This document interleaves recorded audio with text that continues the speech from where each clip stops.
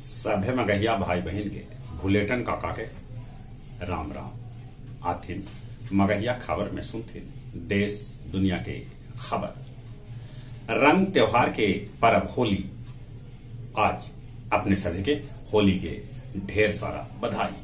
कुछ लोग कल मनौतन होली। हंगामा के भेंट चढ़ गए बिहार विधान परिषद के प्रश्नकाल।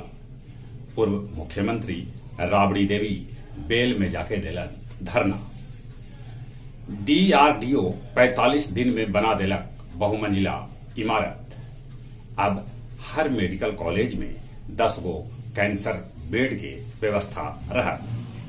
उप मुख्यमंत्री तारकिशोर प्रसाद बतौलन 40,000 शहरी के दिल जाए आवास। गया, मुजफ्फरपुर, भागलपुर और दरभंगा में भी बनावल जाए रिंग रोड। दोसर देश में रजिस्टर्ड निजी गाड़ी अब अपन देश में चलावल जा सका है। बंगाल के मुख्यमंत्री ममता बनर्जी के भतीजा अभिषेक और उनका पत्नी के ईडी के समन जारी होल। पूर्वी चंपारण के पिपरा कोठी कुढ़िया गांव में उत्पाद विभाग पर फायरिंग और पथराव कैल गेल, जेकरा में कैकन गो पुलिसकर्मी घायल हो गए। दानापुर में रेलगाड़ी से 2.27 करोड़ के 26 गो सोना के बिस्कुट पुलिस बरामद करे। पोलैंड के कैरोलिना बनलन मिस वर्ल्ड।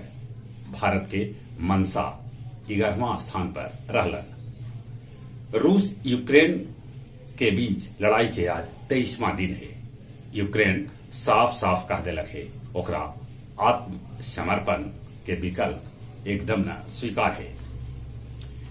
यूएई के एगो मालवाहक जहाज फारस के खाड़ी में डूब गेलक। जापान में कल आयल भूकंप में 4 आदमी के मौत के है खबर, तब 97 आदमी घायल हो गए है।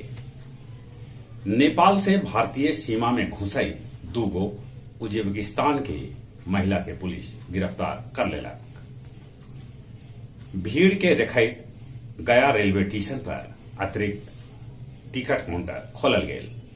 शेरघाटी वाजिदपुर में मोरहर नदी में बालू उठाव से बनल गड्ढा में डूबे से एगो लड़का के मौत हो गई। रसलपुर में एगो ट्रक से 1800 लीटर विदेशी दारू चाकंद के पुलिस जब्त कैलक। टेकारी पावर स्टेशन के ट्रांसफार्मर में लगल आग। और अब कुछ खेल के समाचार। महिला विश्व कप में दक्षिण अफ्रीका न्यूजीलैंड के 2 विकेट से हरौलक।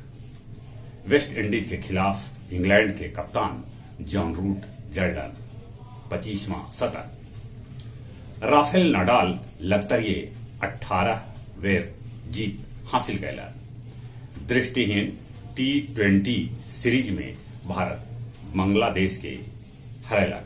अब फाइनल में भारत के मुकाबला पाकिस्तान से हुए। जहां तक मौसम के सवाल है, मौसम विभाग सूचना दिलका है कि ई हफ्ता तापमान 38 डिग्री तक पहुंच सका है। माने गर्मी तेजी से बढ़ी थे। ये गर्मी से बचते और कोरोना से बचे ले जरूरी है कि मुंह और नाक पर मास्क लगा दे। चले एक बार फिर से अपने सभी के भुलेटन काका के राम राम।